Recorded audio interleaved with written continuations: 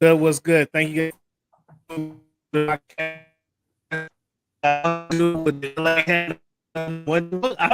recognize those. They're not so thank you guys for tuning in, fans.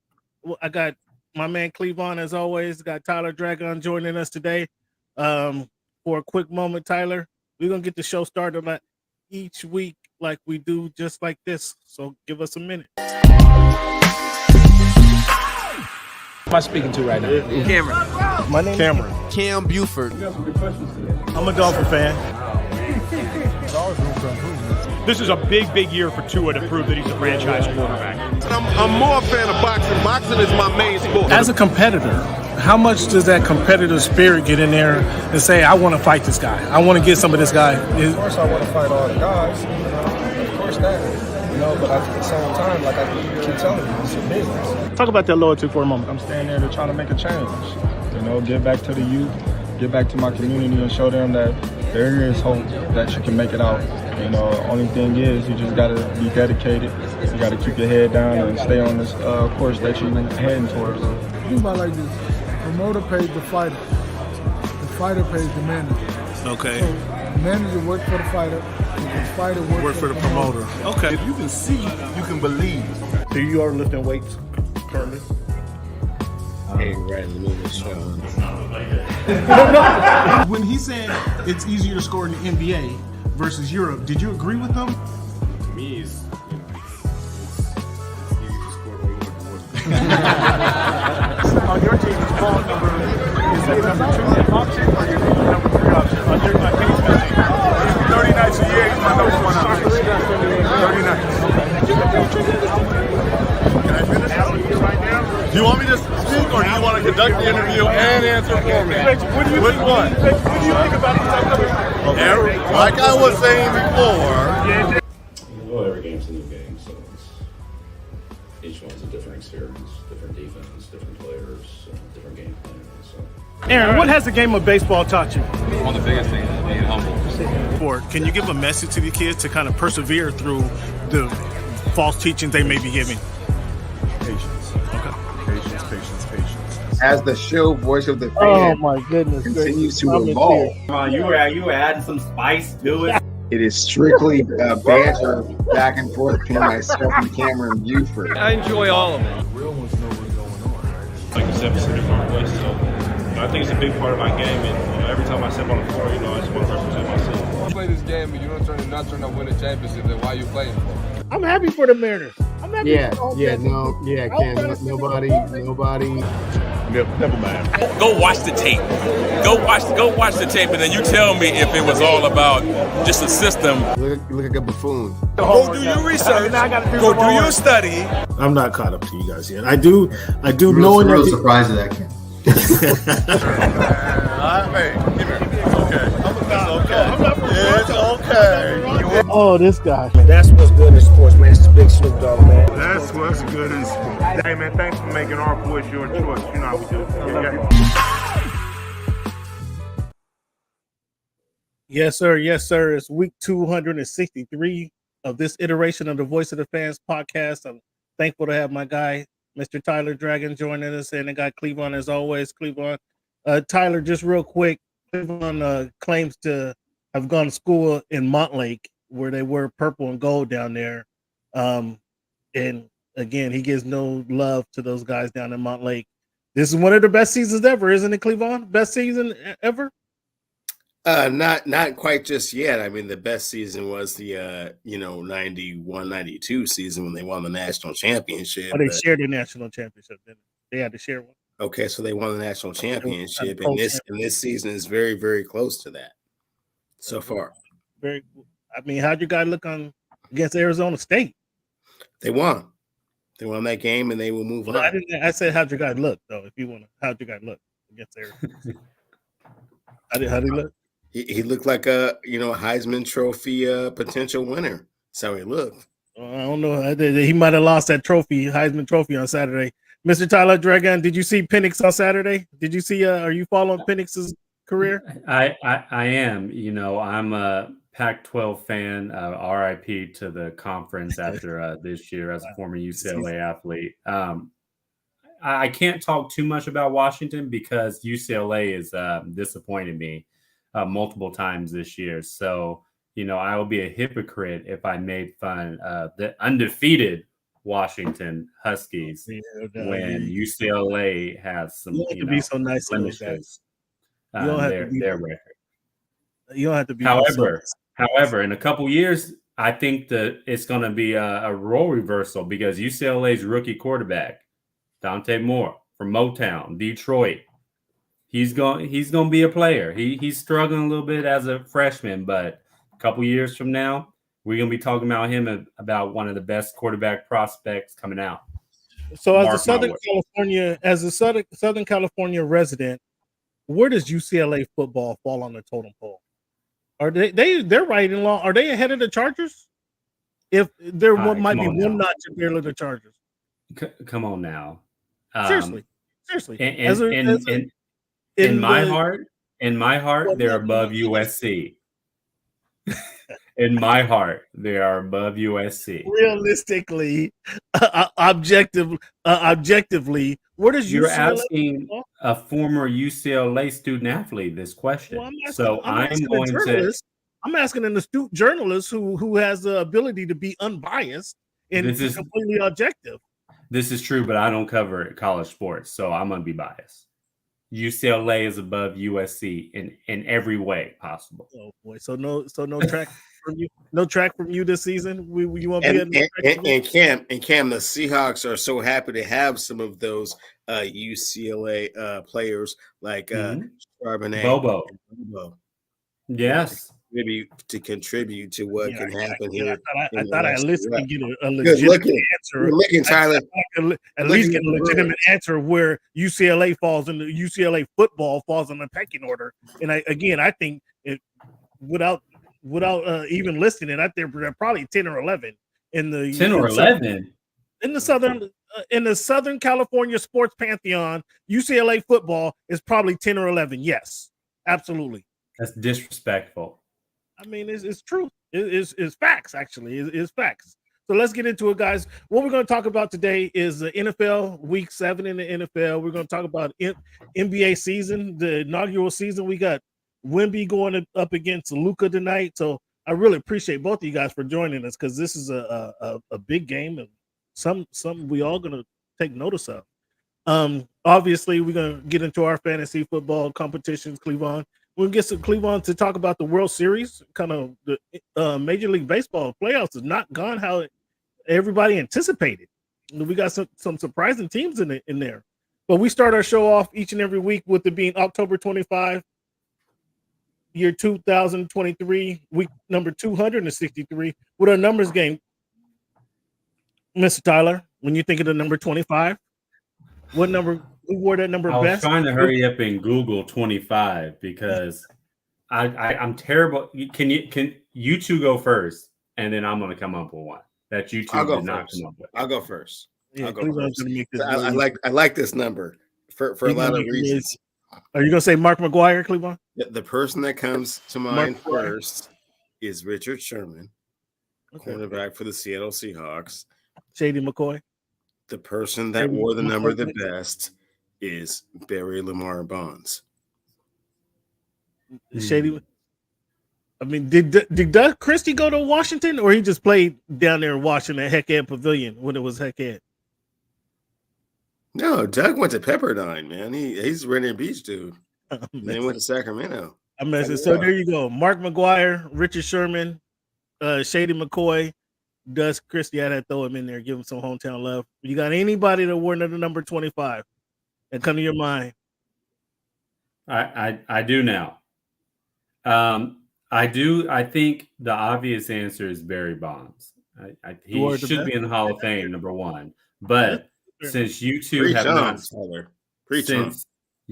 have not said him, Ricky Henderson, ward number 25 for the Boston Red Sox.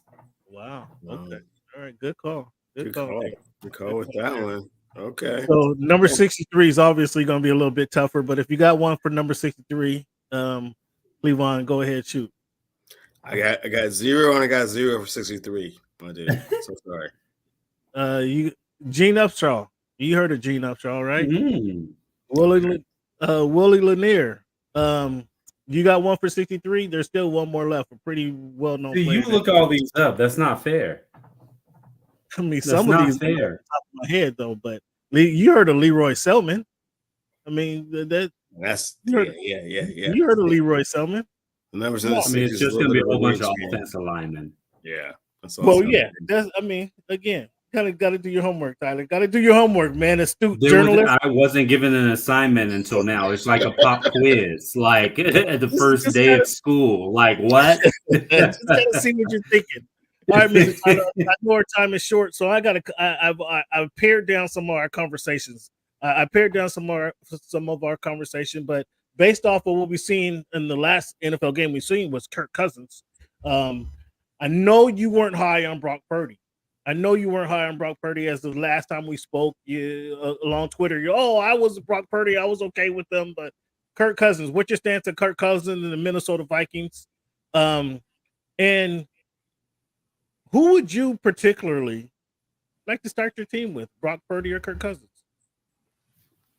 Brock Purdy. And I never said I'm not high on Brock Purdy. I said that he's more of a system type quarterback and product to the environment. However, he has thrived in that system since he's been in the league, sans these 2 past couple games. When I look at Kirk Cousins, he can get erratic at times. He'll throw up big numbers, but then when you need him to make a play, he has oftentimes not been able to make it, or crucial throw. And I've seen it. I saw it even in that win against the San Francisco 49ers. There were a couple throws near the end zone that he just did not make. The game against the Chargers, interception within the 10-yard line could have been a potentially game-winning touchdown. So when I look at both quarterbacks, I would pick Brock Purdy because, one, he's younger and he can develop into a better quarterback. Now, I'm not saying he's going to be some Hall of Fame, multi-time Pro Bowl, All-Pro type quarterback, but he has proven in a short sample size that if you put the correct pieces around him, he can be accurate and throw with precision and throw on time, which is crucial in the NFL. Yeah, his anticipatory skills are exquisite. I really like his ability, and that actually caused a couple of interceptions yesterday. He didn't have he wasn't in sync with his receiver, which he's anticipating his receiver being there, throwing the ball early, which caused him the couple of those turnovers. I finally got Cleavon on board last week to applaud the services of Brock Purdy. Cleavon, now after the 2 losses, have your thoughts changed, Cleavon? Because Cleavon's like the AP poll. He 1 week, everything changes week to week now. He clarified for me last week. He liked the AP poll. Everything changes, Cleavon. So how do you feel this week about Mr. Brock Purdy? Oh, I've changed 117%. I listened to you and Tyler try and brainwash me into believing that, Brock Purdy was that dude. And I kept saying, like, hey, man, he is like a lizard. He needs a certain type of terrarium, a certain type of environment to really actually flourish. And oh my goodness, how different he looks without Deebo Samuel. Oh, Tyler. Yeah, but you can say that about a lot. Different without Deebo Samuel. You can say that about a lot of quarterbacks. Different when he plays from behind. He's reverting back to who I thought he was ultimately going to be. And I gotta change my stance, Cam. So sorry. I mean, you'll be sorry when it's in the long run. You apologize to the fans. He's back to Trent Dilfer 2.0. Just like I told both of you gentlemen before. And Trent Dilfer? You said it was blasphemy. You said it was blasphemy when I said it, but no, that's who he is. Yeah, he said he called it Trent Dilfer, but he forgets Trent Dilfer actually won a Super Bowl. But Sure did with that Ravens defense. Sure did, and that 1,000-yard rusher in Jamal Lewis. Sure did. Yeah, but you remember you're recalling Trent Dilfer when he played for your Seahawks. That's the problem. So we disagree on Kirk Cousins. You'll come around. I expect you to say that after 2 back-to-back losses. Never minding kind of what happened in these losses. I expect. And to be fair, the one loss. I mean, the rookie kicker missed the.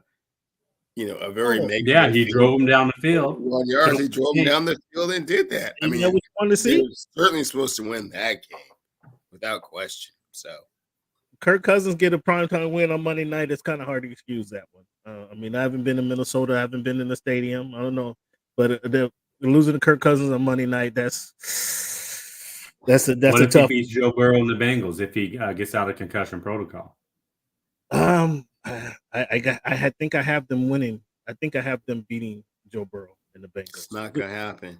I think I have them beating. JB's healthy now, homie. Well, we'll see. We'll see. We'll have that discussion later. Tyler, I know you have the Ravens winning the Super Bowl, going to and winning the Super Bowl. Was that win? I mean, we expected the Lions versus Ravens was one of my games of the week last week, and that was over by halftime. Like it was. Was that more Ravens, better Ravens, bad Lions? What do you think? What do you think in that game? Better Ravens. That was their most complete game of the season. Probably their best game in the last two years, honestly. They played complementary football. Their offense was clicking, their defense was clicking, and their special teams, which has been probably the most consistent in the last few seasons with Justin Tucker, was clicking as well. I mean, you look at the way Lamar Jackson is playing, and it's not just running the football anymore. The Ravens don't have to be a run-oriented, run 40 times a game type football team. He's airing it out. He's probably having his best passing season as a pro. The addition of Zay Flowers has been really good for that team. Odell Beckham, he's not the same player as he once was. I expected a little bit more out of him this season, but he's contributed a little bit. And even with, not the flashy Odell Beckham, Lamar Jackson is still thriving. We all know what Mark Andrews can do at tight end. I like the offensive line when they're healthy. And then on the defensive side of the football, they every now and then they have some lapses, but they're a better unit than a lot of people think. I like their blitz packages, and they can cause a lot of people problems. And when I looked at this Ravens roster prior to the season, it was one of the better rosters in the NFL. I knew Lamar Jackson was going to be motivated because everybody in the NFL world, especially in that division, was like Joe Burrow's best quarterback in the division. Joe Burrow's arguably the number 2 quarterback in the NFL. And that's why Lamar Jackson is motivated. Who's having a better season right now, Lamar or Joe Burrow? Joe Burrow. No. Answer the question. Answer the question. Joe Burrow this season hurt. No. Whose problem is that? Is that Lamar's fault?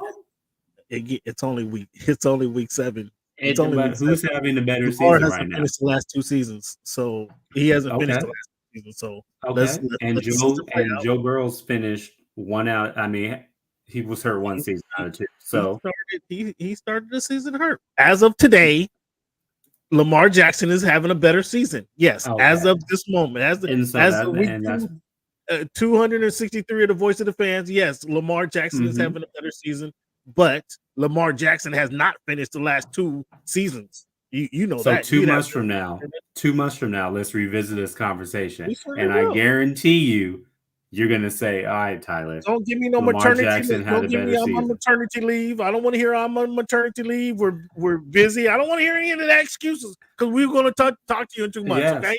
Yeah, 2 months from now. That's clear. When the Ravens win the division. The Ravens, Harbaugh, I really like Harbaugh. Consistently, they have a good defense, even though Cleveland called me out last season when I was talking about the Ravens defense. He asked me to name somebody on the defense. And I was struggling. To name somebody on the defense. It's even worse this year, Cleveland. It's even worse this year. However, the defense consistently is a good defense. They stop the run. You can't just put up a bunch of big numbers on them, although the Dolphins did last year. but they consistently have a good defense. The running game, I don't know how they run. I don't know who these guys are who running the ball. Gus Edwards. I mean, seriously, Justice Gus Edwards. Hill. I mean, come on. I don't know who these guys are. They've been able to consistently run the ball ever since, even after Ray Rice, they just consistently be able to run the ball. We all know Lamar's talents. And yes, as you mentioned, Lamar has some weapons. So Odell, I didn't expect him to be much more than a possession receiver this season. So he's getting that out of him. Zay Flowers is his best threat that he's had in years. So yes, he's having fun with that. And obviously Edwards or Andrews, the tight end. I mean, he's having a field day. Hopefully he can stay healthy and finish the season out. I'm not wishing. You know players in that defense though. Give yourself more credit than that. I truly who the cornerback is hurt. The cornerback who's been hurt. Has he played 2 games? He's back. Humphreys. What about the middle linebacker, Roquan Smith? He's one of the best middle linebackers in the NFL. He's bounced around the league though. He hasn't been a mainstay with the he hasn't been a mainstay with the Ravens. So I'm saying they had Calais Campbell there for a couple years, but it's the point I was making is that they bring those guys together to formulate, come like Voltron and just have a solid defense, and that's been the defense for years. So I know I don't have them winning the Super Bowl, but they're going to be good. And again, I'm hoping Lamar stays healthy and finish the season. They'll have a better record than the Dolphins. That's coming up. That was my next topic. Cleveland, go ahead. What you got on the Ravens? I would just say, wow, 21 for 27, 300 yards passing, 3 touchdowns, and a running touchdown. That is the MVP version of Lamar Jackson. Is it sustainable? I'm not quite sure.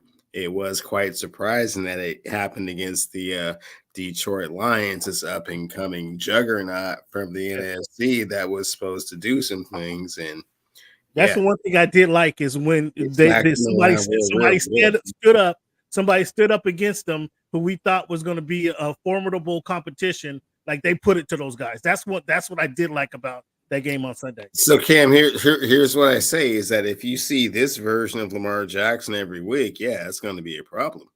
The problem is you don't see this version of Lamar Jackson that often since the MVP season when it was like that thing. And when it was that thing, it was really more with his legs and his ability to extend drives and get out of the pocket and, get yardage for, a first down, so on and so forth. But hey, man, to Zay and Mark Andrews, and if he can continue to do that, it's going to be an issue because this team is more physical than all the rest of the teams in the AFC.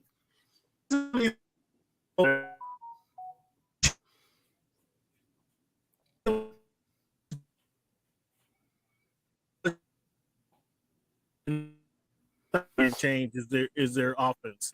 Have you seen it? Have you noticed the difference in the offense, Tyler? I noticed different. His offense computer was broken. Did I freeze up, Cleveland? You there? Yeah, you both froze up. You froze up when you were answering the question, and now Tyler froze up. Yeah, it looked like Tyler froze up. I don't know if Tyler froze on us. That UCLA connection right there. That's how good that UCLA connection is. But you see, Tyler wanted to bang on my Dolphins. He had a lot to say about the Dolphins. He's not a Dolphin fan.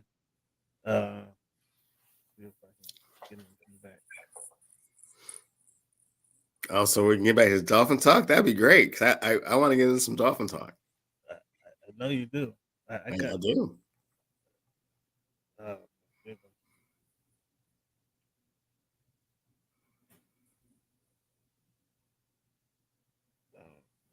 I'm sorry, fans. I'm sorry, fans.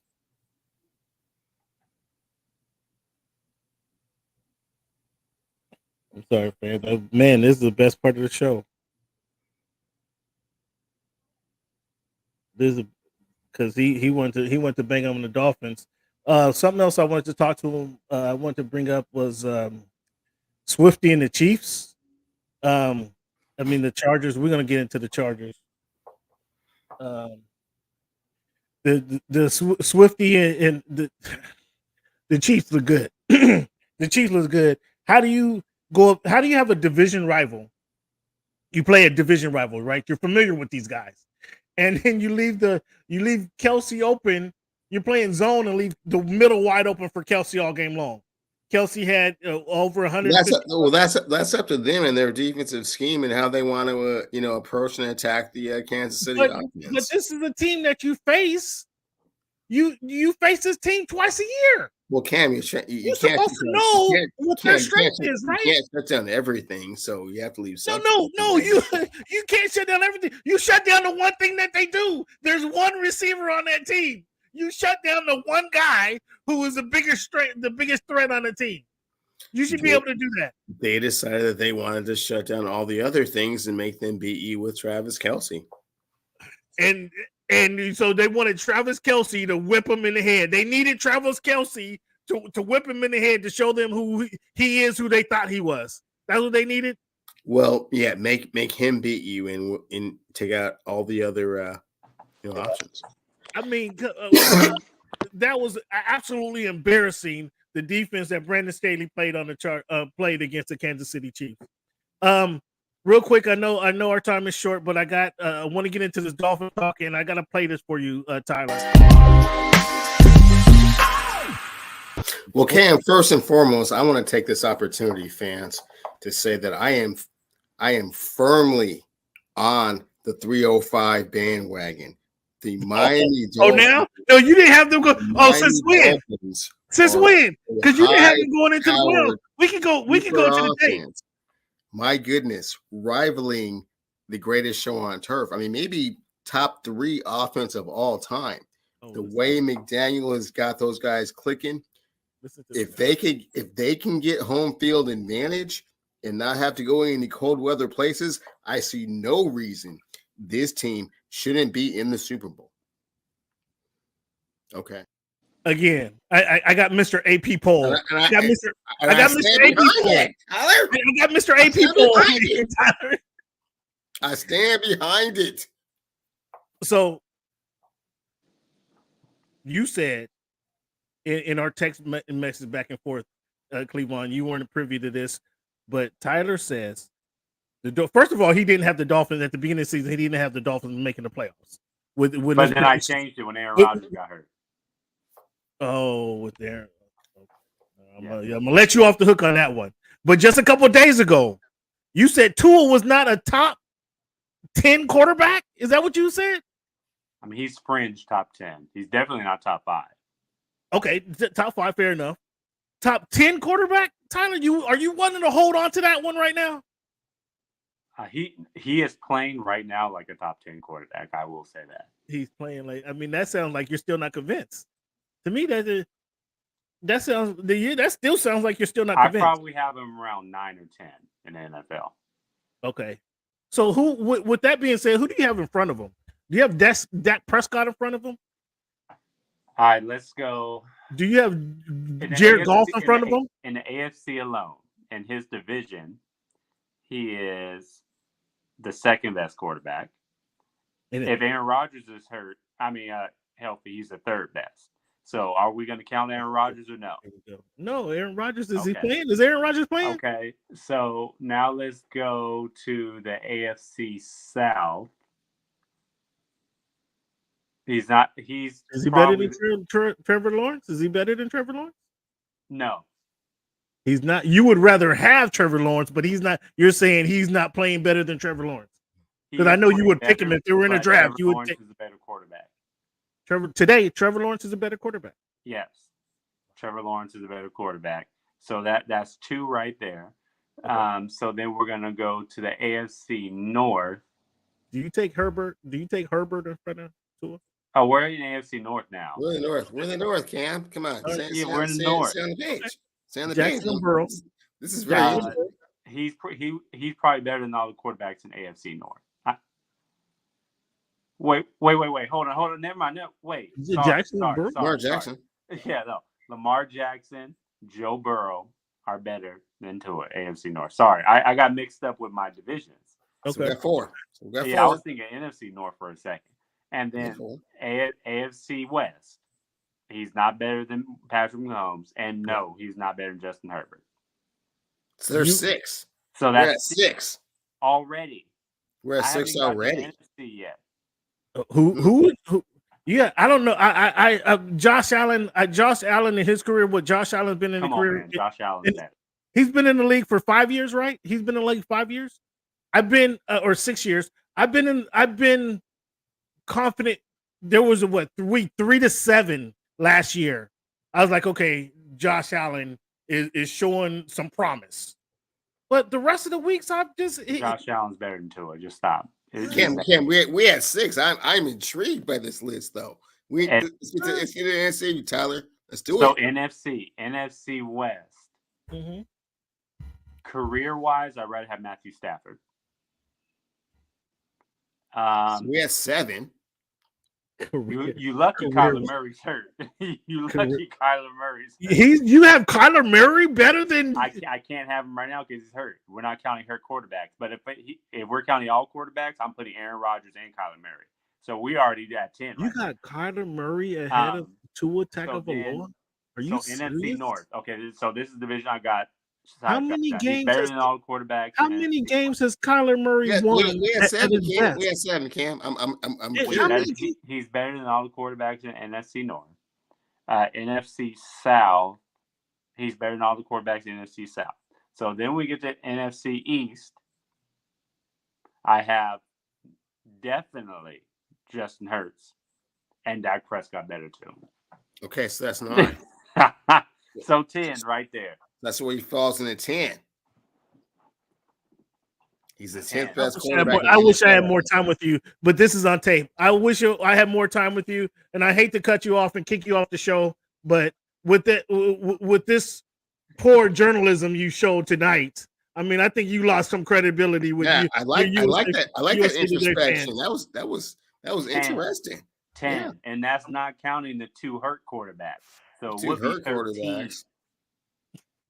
He didn't even throw in Jared Goff. He could have. I know you got to throw in Jared Goff, but he didn't. You got to come back. You got to come back. I could have thrown in Geno Smith. Could have, but didn't. You got to come back. I'm gonna let you go, man. Go ahead. 12. Thank you for joining us. Ooh, my guy. I'm hitting the roof. I'm kicking you off right now. Yeah. Goodbye. We'll talk to you soon, man. Kiss the wife for us. Thank you for joining. I love it. I love it, T. He went CJ Stroud and Geno Smith. Now, to be honest, to be 100 fan, I'm gonna show you guys this list. I'm gonna show you this list that I have. And that list was very informative. That was quite interesting. I liked it. Can you guys see this? Here you goes right here. Here's the list I have right here. Mahomes, Jackson, Burrow, Trevor Lawrence, and I understand why people would take Trevor Lawrence. I understand.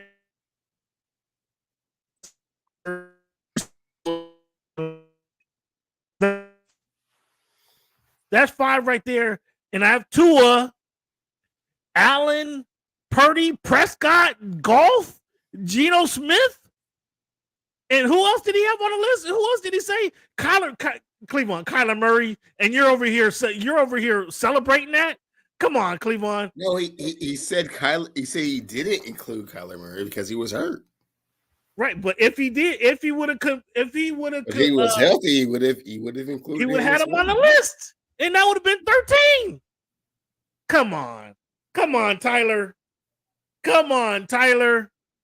I don't know if there's 13 quarterbacks. I didn't disagree with the list at all. When you had Kyler Murray ahead of Tua Tagovailoa. Well, I mean, I can't, claim players that aren't playing. So I mean, that doesn't count. But the rest of the list sound pretty legit, didn't it? Well, no, it didn't. It did not. Matthew Stafford. Which okay. Matthew Stafford, okay. questionable, but Dak whatever. Prescott is not better than Tua. Dak Prescott is not better than Tua. Jared Goff, I mean, these are some questions. I had Josh Allen's arguable. Jared Goff, Geno Smith is you wouldn't put Geno Smith ahead of Tua Tagovailoa. You wouldn't have put you couldn't have put Geno. I'll just give you the Seattle Seahawks Geno Smith. I won't even give you the history of Geno Smith. I'll just say the Seattle Seahawks Geno Smith. You can't put him ahead of Tua. Can you? Here I am defending Tua, oddly enough. It wasn't even oddly enough, but Cam, wasn't even my position to defend him. But Cam, can I project a little bit into the future, if I may? Go ahead. Okay. October's almost over. It's going to get into November and December. You're not looking at the schedule. You got to stop with that. You got to stop with that logic. 6 of their games, they don't leave. Tagovailoa has not proven to be very healthy. They don't leave. Not very durable over the course of the season to this point, which has been your major knock on him, correct? That he's just a little bit fragile, and that ultimately we're going to get to that point where he's just not playing games. But he's playing today. Right now, he's playing 7 games. Frustrated and upset, and asked why they didn't trade all the picks to get Joe Burrow. And you know how you do, Cam. Right now, you played all 7 games. Right now, you love it because that offense is woo. When it's going on all cylinders, that's great. They have a lot of games at home, a little bit later in the season. But hey, man, it's about to get cold. It's about to be Winterfell out there. So everybody watched the game on Sunday night. Everybody watched the game where they just got pushed around. You tell me, you tell me, was Jalen Carter not the number 1 draft pick in the NFL draft last year? Was he not the best talent? Or did you see how he just shoved my guard? Just 2 hands shoved him back into Tua, and then the guard got stepped on by his tackle, and he's he might be done for the next month because he got stepped on by another 300-pounder. But did you see how just Jalen Carter just throwing dudes around?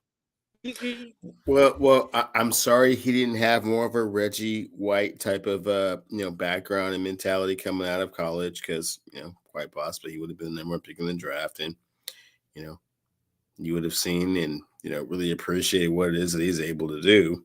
As much as I love my guy Devin Witherspoon, it's like, which one would you rather have? It's kind of hard to say.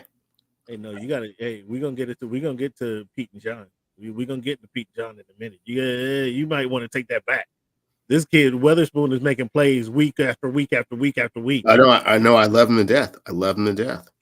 He's made plays every week this season. Well, okay, but don't. Okay, whoa. He's not the run. Don't act like he was all like, hyped up on the pick when it happened. You called it a mistake. No, I don't know if I called it a mistake. It was just another cornerback. That's all it was, just another corner. Rewind the tape. I mean, it wasn't nothing special. It was just another challenge dude. Flag. Yeah. It was just another. It was just another dude to throw the challenge flag. I like that one. That commercial is pretty funny too, by the way. But no, I'm just saying. I'm just watching the game, and it's not that I'm looking for number 21. I'm just watching the football game, and he's out there making football plays. And those are when that happens, when he jumps out at the screen at you, it's even more revealing than you looking for reasons to like the guy. You know what I mean? You're looking for reasons to say yes, to validate your opinions. But when you're just watching the game and he jumps out at you, and this is what this kid has done for the last 3 weeks, so notably, it's like woof. It's like woof. But that dude, I mean, the Eagles. We talked about it. That was one of the things that we talked about looking into the season. How were these University of Georgia players? How are they going to thrive on that team together? Right. That was one of the things I'm trying to look forward to specifically. Where do we have that? Eagles experiment. Will Jalen Carter have an impact and that Georgia impact?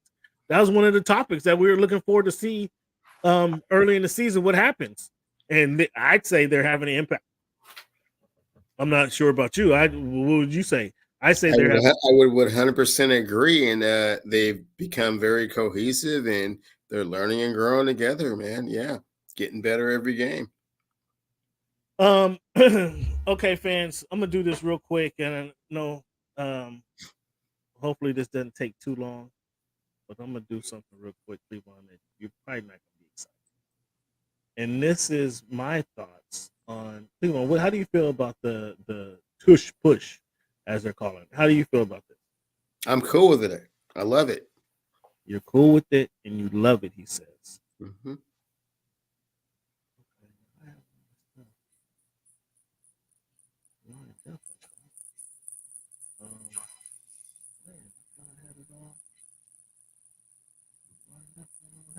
Okay, here we go. Here we go. Here we go. All right. Here we go. All right. Sorry, fans. Sorry, fans. I knew I had my stuff lined up. But let me give you guys this here. Not that one. That's not share. But let's go share this one here because the Tush Push. I'm not a huge fan of it. I'm not. I'll leave it right there at that. I'm not a huge fan of that. So this is. Can you see this one? You can't see this at the screen. Can you see this? Got it now. Okay, so we all remember this, right? We all remember this cheating that was going on. This was an illegal play. When this went on, this was a legal play, right? What do we see here? We see Reggie Bush go and push the ball carrier, right? That's all we need to see of that, right? We see Reggie Bush go push the ball carrier, correct? That was an illegal play when that happened. However, it wasn't called. And so what you see now is the rule book. The NFL and CFL continue with the foul in 2025 National Football League made the penalty for only pulling and carrying, removing the flag for pushing, right? So that was 2005 when that Bush push. That was right there, right about that time, right? So now let's look at this play here. Can you still see the screen? You still with us? So gotcha. Okay, so now let's look at this play here, and this is from the NFL rulebook situation, and it's going to be Can you hear the this? tight Can you end hear it here, talking? number 88, on this push by the quarterback, attempting to get into the end zone. So you trying see, to run a quarterback sneak. The push and then the pull grasp and circles carry, right? the quarterback, you see that, right? and then pulls him into the, which we know is illegal, right? We know that's illegal, correct? Do we agree on that? We know that's illegal. So there was Tyler's picks right there. So with those two plays, Cleveland, I just want to highlight and point out that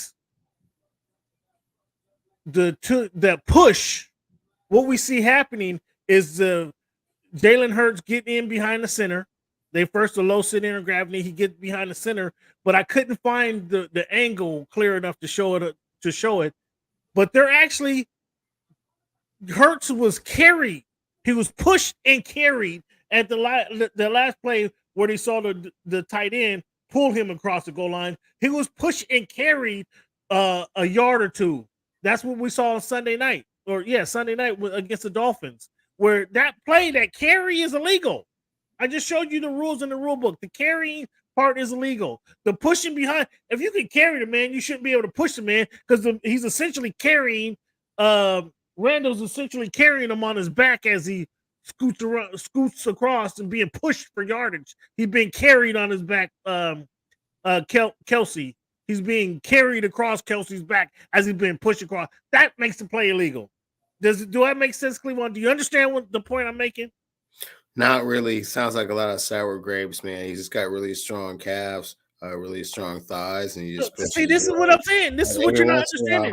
And every once in a while, he pushes, and there's nobody around, so the offensive, lineman grabs him and falls into the end zone. Man, come on, man, quit crying. This is what I'm saying. Man, quit crying. You're saying everyone. Oh, he squats 600 pounds. He got strong calves. He's on.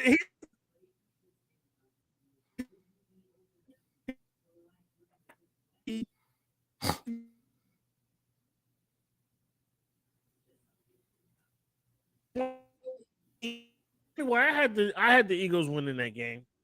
As you see, they completely manhandled the Dolphins. The Dolphins win the game until Tyreek Hill, which we don't see that very often. Tyreek Hill dropped a touchdown pass. We don't see that very often. He catches that touchdown pass that can very well change the complexity of the game. So Cleveland at 5-2, are the Dolphins overrated or are they properly rated? How do you feel with the Dolphins being 5-2? Oh man, properly rated, man. Some tough losses there. You got some pretty formidable teams. So yeah, I mean, I'll give them those. They tried. How much would Jalen Ramsey and Xavier Howard, Howard is our best corner. Jalen Ramsey, we haven't seen quite what he is yet. We don't know if he is who he used to be. We don't know what that's going to look like, but he's better than a lot of corners in the league. We know that. So getting one of our best cornerback and then a very good cornerback on our team, how do you think that would change the complex of what happened on Sunday night, where Jalen Hurts threw a couple deep bombs to Smith and Brown, who's caught 125 yards for five of the last for 5 consecutive games, which is an impressive stat. Certainly, if we have Xavier Howard and Jalen Ramsey, we're able to combat that a little bit better. How do you see that impacting our squad? Well, Cam, I'm gonna break it down to you in plain English here, okay? Now, I always talk about Salah when the play is over. He goes over and talks to his who? What part of the team does he go over and talk to? I'll answer the question for you, Cam. He goes over and he talks to his defense. When McDaniels is going over to the sideline, he's going over and talking to his offense. If you guys can hold those guys to like 22, 23, we're going to win the game. Most of the time. He's not really concerned with what those defensive guys can do. He's really more concerned with this high-powered, up-tempo offense. That is his focal point. That is his focus. So you can bring whoever you want back to the defense side. Man, can you hold them to 20 or less? Cool. Because if you can, we're going to the Super Bowl. Well, I think we could use Hurlin, Ramsey, and definitely Howard. You sure can, and that'll be great if you'd hold him. Yeah, I mean that. Yeah, that's definitely going to slow down. But that's not really what the head coach's focus is. It's on the offense. Well, that's fine, but he needs to focus on getting us finding some better linemen, getting that continuity. Those guys need to do what they're supposed to do because that's not his concern. We need to be able to block some. We need to be able to block some of these studs. That we're going up against. Like later on, when we see the Chiefs in a couple of weeks, when we see the Ravens down the line, we need to be able to block some of these dudes. Okay. So Swifty, the Chargers versus the Chiefs. The Chiefs, just did what they're supposed to do. They just did what they're supposed to do against the Chargers. Your thoughts on Swifty? How does this impact the team? Do you think this is added motivation for Kelsey, or do you think it's added motivation for the Chiefs in general? What's your thoughts on it? Wow. Imagine that a team in the Midwest with a potential Hall of Fame tight end all of a sudden starts dating the biggest pop star on the planet. That usually happens when you play in LA or Chicago or New York. Not a big deal. It's just huge. The numbers don't lie. I mean, the spike in viewers, the spike in interaction on social media is exponential, man. It's hilarious. But does it impact the Chiefs on the field, in the locker room? You don't think there's no impact? There's no inspiration. There's no inspired ball there. So Brittany Mahomes and Spears, or not Spears, Swifty in the press box doing their little 7-Up dance after a touchdown. That doesn't. There's no inspiration. The players aren't gaining no inspiration behind that. Is what you're saying? No. So I think this is. And here's where I disagree with you. I think unlike a team in New York or Los Angeles, who's, there's probably been some superstar wives or girlfriends on the team already. Unlike in Seattle, where Sierra joins the team and, she has Russell, the quarterback, gets his own office in the locker room. Taylor Swift adds a little inspiration in the sense that there's more eyeballs on the team, and it breathes a breath of fresh life into this team. So not only they've been a good football team already, they've been a championship caliber team already, right? So to continue A this championship caliber team. No, they've won the Super Bowl 2 times already, homie. Yeah, It's not like caliber. Yeah, No okay. caliber The team. defending champion. They already did it. Defending champion. 2 Yeah, times. the defending champion. To add to the motivation, Man, now cut they that have out. now Man. they have Get Swifty out. on the bandwagon on the Man, board. I'm so sorry that you went down this path like you did. I'm telling you, to add It's kind of embarrassing. The defending Super Bowl champions get more motivation because Taylor Swift is dating Travis Kelce. Absolutely, absolutely. She brings Well, just then added the motivation. Ravens would definitely win the Super Bowl because Kim Kardashian is dating Odell Beckham Jr. Oh no. See, I mean, for you're real. missing what I'm saying. I mean, You're that's missing just what I'm put it saying. way over the top. No, again, a team that has Defending already Su- won. Defending Super Bowl champions. Yes, a With defending the Super Bowl champion. reigning This ad NFL MVP on it with the reigning NFL MVP. is more motivated to win a Super Bowl because of Taylor Swift. This brings more eyeballs, more publicity to the situation. Yeah, which because they're in brings Kansas City. Which brings added excitement, added joy, added vigor, and just a little bit more to the situation. Not say it just brings a little bit more. That's all I'm saying. It's just a little bit more. Whatever that little bit more is, it's bringing that more. More viewers. Yeah. More eyeballs. That's More great. eyeballs. More females watching the game. Yes. NFL was not excited now. expecting like where can we even possibly get bigger or better at any position? And if the greatest pop star on the planet outside is one of the NFL players, well, that's great. In LA and New York, it's a non-issue. Atlanta might be a non-issue. Nope. In Kansas City, I think in Kansas City, totally wrong. But it has nothing to do with the team, man. Well, we'll see as it goes. But like I say, LA and New York, it's a complete non-issue. Miami, it's a non-issue. Atlanta is more than likely a non-issue. In Kansas City, it would be an issue anywhere that this happened. No, because there's wives and girlfriends coming into the locker room already in Los Angeles and New York. There's pop stars going to the game in New York City to watch them. But they're not 12-time Grammy winners.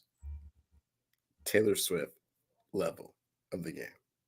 Yeah, but again, there's scrubby wives or girlfriends going to watch the scrubby New York Jets and Giants. But there's no scrubs that you're referring to. Anyways. Well, I'm sorry. What was the next subject that you were talking about? You're way off the mark on this one. Well, we'll see. We'll see. I mean, the Staley. I told you weeks ago while I was off the Staley bandwagon. He explained he's just the coach. You were right, you were right, Cleveland. I will say this loudly and proudly, Cleveland. You were right. The only culture Staley has brought to the Chargers is failing. He stinks. There was the fourth quarter, the going forward on a fourth down that he was doing early in his career as a coach with the Chargers. I was 100% behind him. Go for it. You should go for it more. More coaches should go for it on fourth down. Cleveland, when they're down 7, I think, with 6 minutes to go.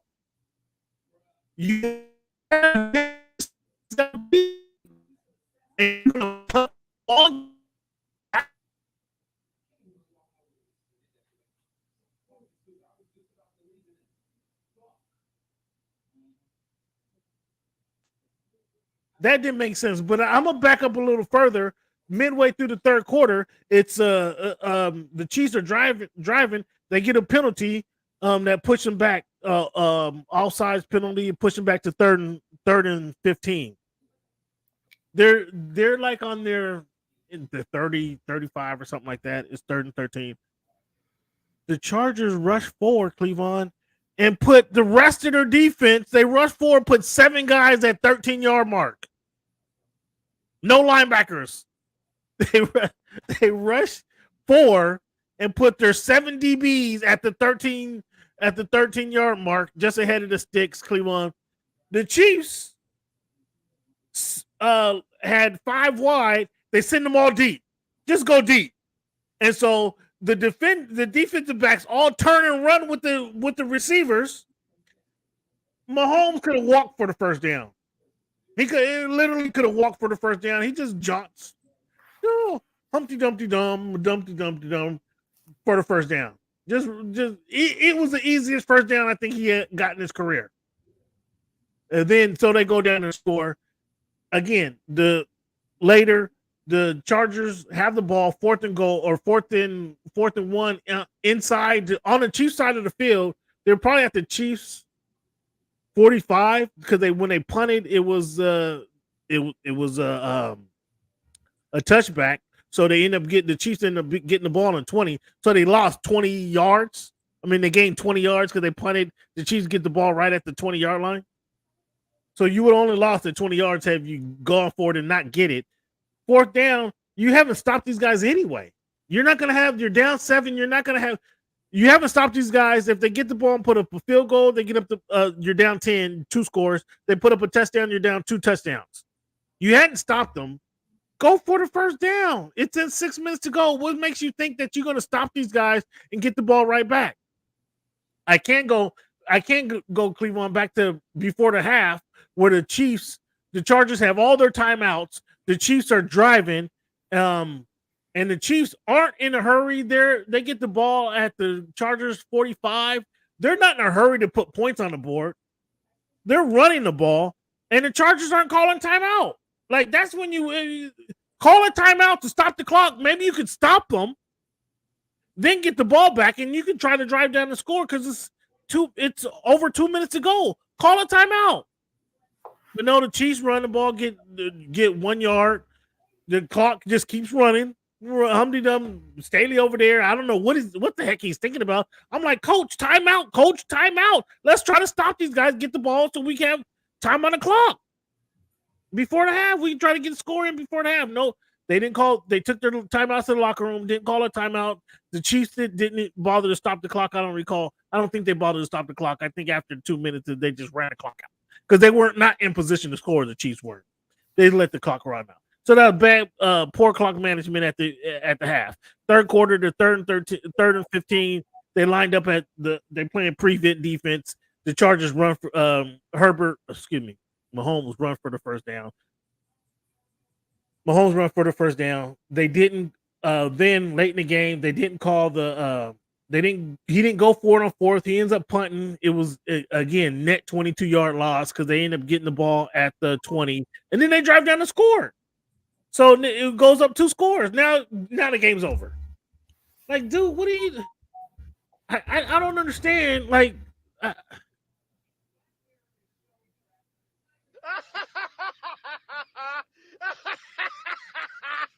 the Los Angeles Chargers are a laughing stock. And Eric said it. I need to play. I need to go find that clip where Eric said it. Cam, it's the Chargers. I'm saying the Chargers are going to make the playoffs. He's like, Cam, something's going to go wrong. It's the Chargers. I need to go find that. And I'm going to post that back up because it was embarrassing. It was embarrassing. Embarrassing. He's doing an embarrassing coaching job. And they're not going to because the owners are kind of cash strapped, they're not going to make a change midway through the season because they're cash strapped. Because they would have to pay. I don't know what he signed, what state he signed for. I think it's a 4 or 5 year contract. They'd have to pay his salary, the length of his contract. So if anything, they do a buyout at the end of the season. So the kind of Chargers are stuck with this putrid coaching staff. I haven't seen Staley threw Lombardi under the bus and brought in Kellen Moore. I mean, the numbers may say something different, but I haven't seen a huge a huge improvement on this coaching staff. I haven't seen a huge improvement on this from this team here because they're just not getting it done. They still can't run the ball. That's a huge problem, not being able to run the ball. At least they have Mike Williams went down. At least they have Joshua Palmer to fill in for Mike Williams. They got the young boy from TCU who, he had drops in college. I mean, he hasn't seen he's seen the field. He hasn't caught many receptions since then. So, regardless of who's on that defensive side of the ball, if you say defense has talent, Derwin James obviously is one of the better safeties in the league. Kenneth Brown, so now I question Kenneth Brown as they haven't been not Kenneth Brown, Kenneth Murray, dude from Oklahoma. Kenneth Murray is a fucking Adonis, 6'4", runs a 4.3, 245 pounds, just a freaking Adonis out there. And they're trying to say that he couldn't follow along, he couldn't see the ball was in his rookie career or his rookie season. He couldn't see the ball to follow the ball to be in the right position. I don't know now. I don't know if it's Murray or the coach. Well, I don't know what it is. Are they not putting him in the right situations? Like a dude like that, a big dude like that, seek the quarterback. Go get it. Go get the ball carrier, period. You can't see the ball carrier? He's been doing that for his all the college career, all the high school career. Go get the ball carrier, period. Don't try to put him in no scheme. If the tight end lines up 2 yards off the ball on this side in this play, there's 7 minutes on the clock, and the wide receiver, they got two aces over here. You drop back and you got the running back, or you got the wide receiver on the inside slant. Don't give him none of that. You go get the quarterback. You go get the ball carrier. Just simplify this for the guy. If the players aren't understanding the concept, you got to change the concept because it's going to make you look bad. It's going to make you look bad as a teacher, as a coach. If the players aren't getting your scheme, you have to change your scheme. Number one job of coaching, Cleveland, is put the players in position to be successful. I don't think Brandon Staley's doing that. Enough on Brandon Staley. No, I wasted too much time on Brandon Staley. I had them in the playoffs. They're not making the playoffs. So I don't know. You got anything to add?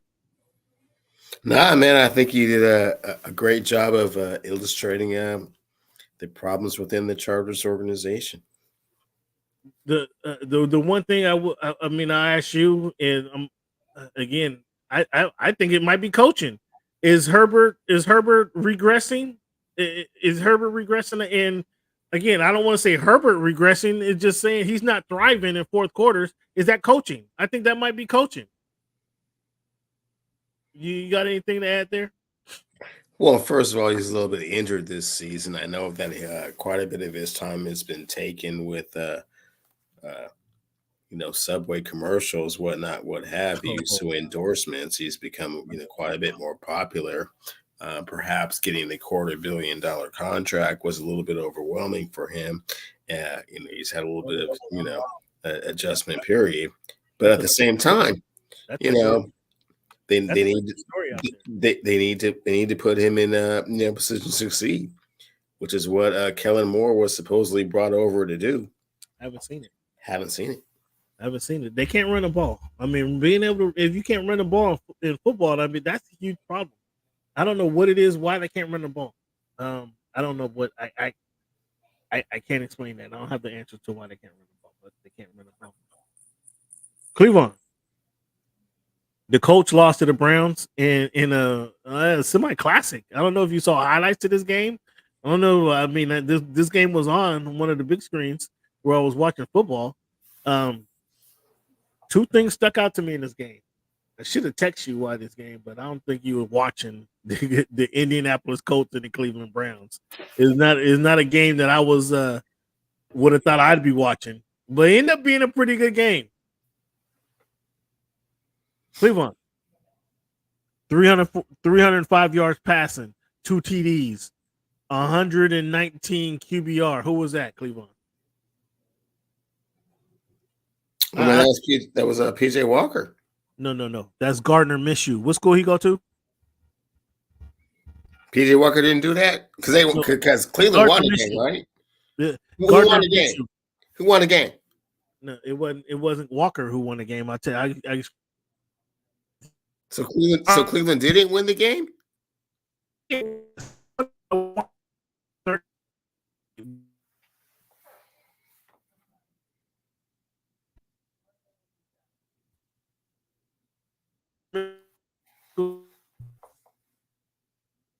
Oh, you don't want to answer.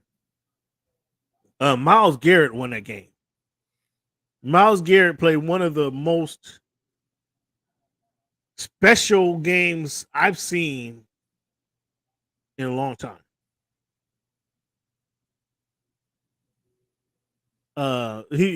Myles Garrett is definitely the defensive player of the year without question. 7 tackles, 2 assisted tackles. He's definitely the defensive player of the year without question after week 7. Yeah. I mean, obviously, we got to grade it from where we are now. With 11 more weeks to go. Yeah, come on, man. He has Cleveland. He has Cleveland being relevant. He has Cleveland being relevant. Cleveland. What did they do last? What did Cleveland do last week, Cleveland? What did they do last week? It's not even the halfway mark of the season. Cleveland, answer the question. What did they do last week? The Browns. What did they do last week? You don't want to answer that question. I'll answer that question for you. Cleveland, they beat up the San Francisco 49ers, who was at the time undefeated. Weeks left in the season. Undefeated. He is already anointing someone some award. He's a very dominant defensive lineman. He's had some really good games to this point. And yeah, he was the reason that they won that game against the Indianapolis Colts without Anthony Richardson at quarterback and Gardner Minshew from wherever he's from playing the position. Certainly not adequately enough to win the game. So yeah, I give you that. He had you're already anointing him and crowning him. No. Who did they beat? Who did they beat last week, Cleveland? So you forgot who they beat last week? We did the San Francisco 49ers last week. Who did they beat in week 1 of the season? Week 1 of the season. We're in week 8, Cam. No, I don't remember. You don't want to count. You don't want to give him credit for anything he's done this season. I'm just asking you some standard questions. I don't remember who they beat week 1, Cam. Please enlighten me. Who they beat week 1? They beat the Cincinnati Bengals, the division favorites. Okay. With Joe Burrow not able to plan off of his cap. You show up. Why'd you bring that up? Man, come on now. Dude, listen. Cleveland. Like that's the thing.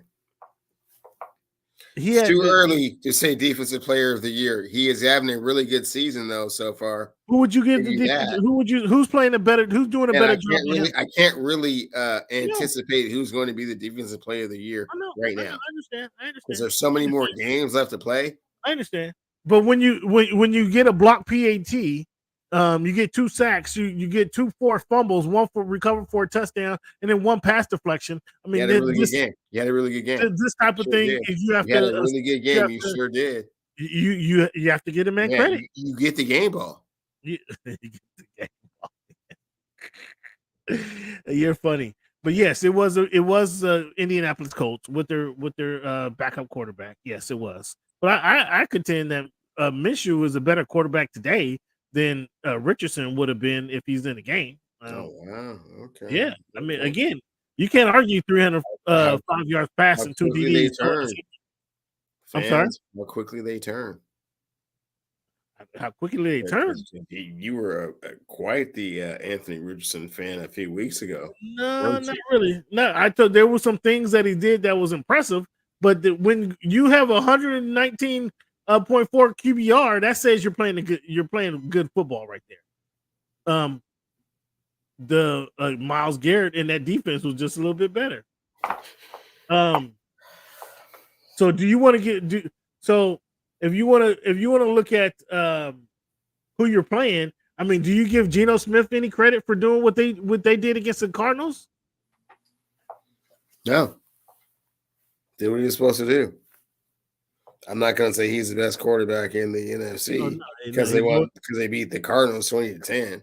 Nor did he play like that either. But I mean, welcome to the NFL, Jackson Smith and Jigba. Welcome to the NFL. Jackson Smith finally finds the end zone. But I think again, as we touched on earlier, Witherspoon showed some great play on the defense. Again, regardless of who you're playing against, if you got to show up and do it on the field, and he showed that he can play that cornerback position, making some game-changing plays. So I credit them. And also, you got to give Pete and John some credit for not only their draft picks, but then coming to their senses and deciding to bring back Frank Clark. What's your thoughts on Frank Clark, who they should have never let out the door? Well, the reason they brought back Frank Clark is because Nwosu got hurt. So yeah, that is a very logical plug-in for that loss. Somebody who's been there before. Sure. And it's seen how Bobby Wagner left and came back. It's seen how Jaron Reed left and came back, and how happy they are. And wonder why they ever left this place. The 206, man. The crisp, clean air, the fresh seafood, everybody's friendly and nice. Yeah. They've been some other places, not that nice. They've been around some other coaches, not that nice. Yeah, some definitely. Other cultures, not that nice. The air is very crisp and clean. The seafood, the seafood is untouchable. And there might be something else in the air up there that keeps people coming back. Yeah, there might be something else in the air that has people wanting to go up into the Pacific Northwest. Mm-hmm. Bill gets 300. Bill gets 300 and surprised a lot of you guys and shut a lot of you guys up. Actually, Bill gets his 300. What do you think about that? Against your vaunted Josh Allen. No, not my vaunted Josh Allen. I told you at the end of last year, them guys are dead forever. This is not a thing. The Bills Mafia after last year. Oh man, no. And now they're hurt. They're all beat up on defense. Like no. Didn't we just go through the rankings and you have Tua Tagovailoa behind Josh Allen? Yeah. He's not a better quarterback than Josh Allen, but that doesn't mean that Bills are better than the Dolphins. It's just the position. Okay, so you don't give Bill no credit for getting 300 against the Bills, the division rival. Man, Bill gets no credit. I mean, if Brewski and them guys are gonna turn on him, man, I mean, who am I to say? Wow. Gee whiz. You're pretty cold, man. I'm as cold as Bill Belichick in the winter. What do you think about this? Is kind of odd stat in 2023. Tyrod Taylor becomes the first black quarterback to win a game for the Giants. Now they paid Daniel Jones all that money. Is there a QB controversy in New York? No. That was an odd stat. You have to admit that's pretty odd. Not that odd. How odd is that? They've never had a black quarterback until now. I mean, it's just odd. It's 2023. If you told me that in 1990, okay, but we're 30 years past that. I'm sure there are other franchises that have never had a black quarterback.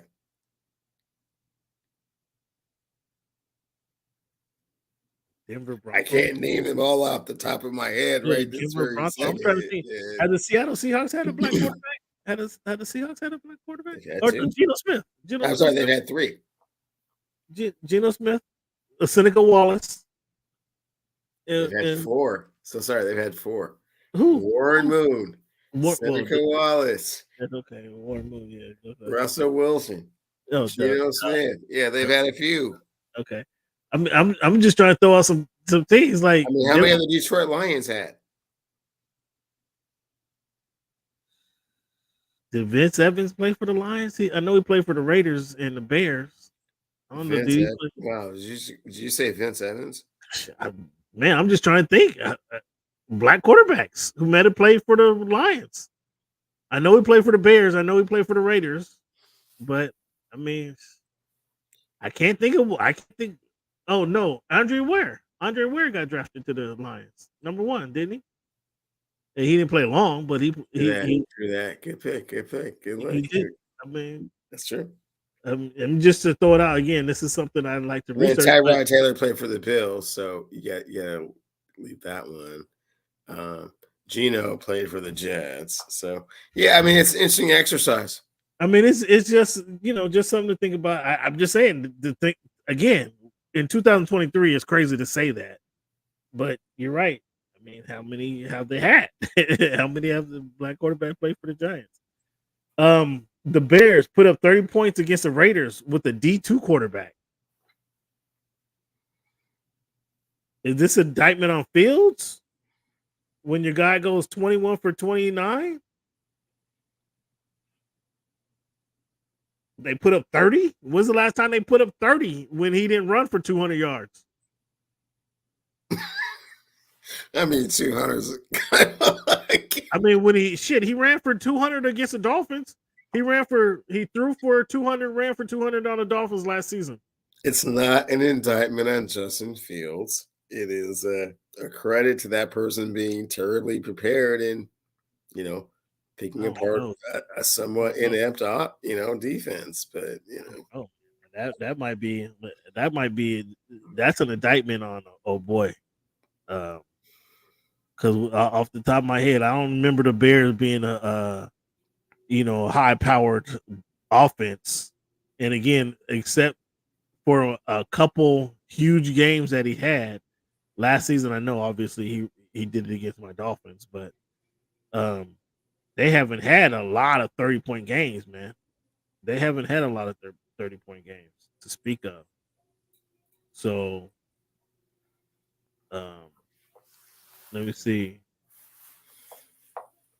Yeah, they haven't had a lot of 30-point games.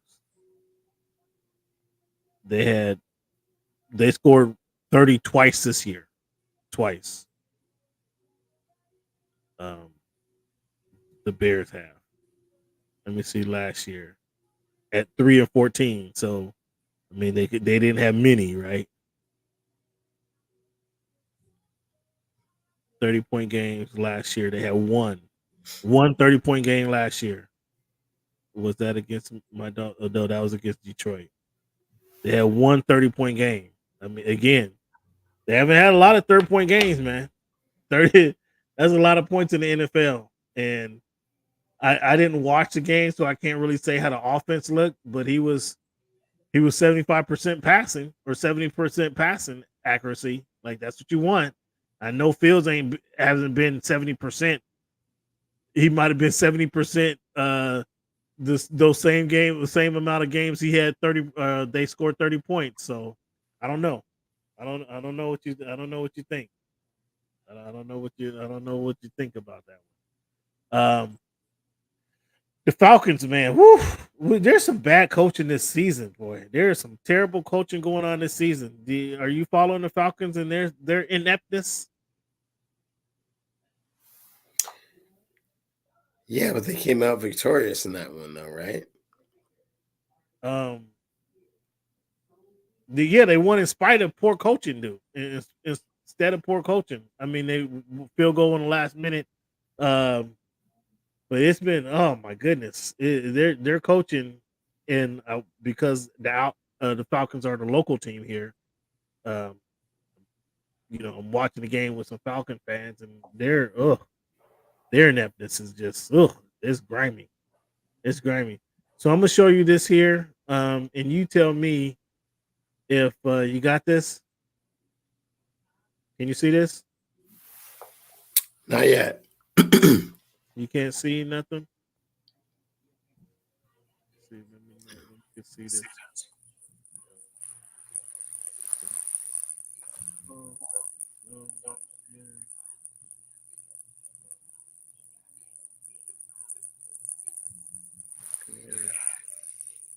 No, you can see it, right?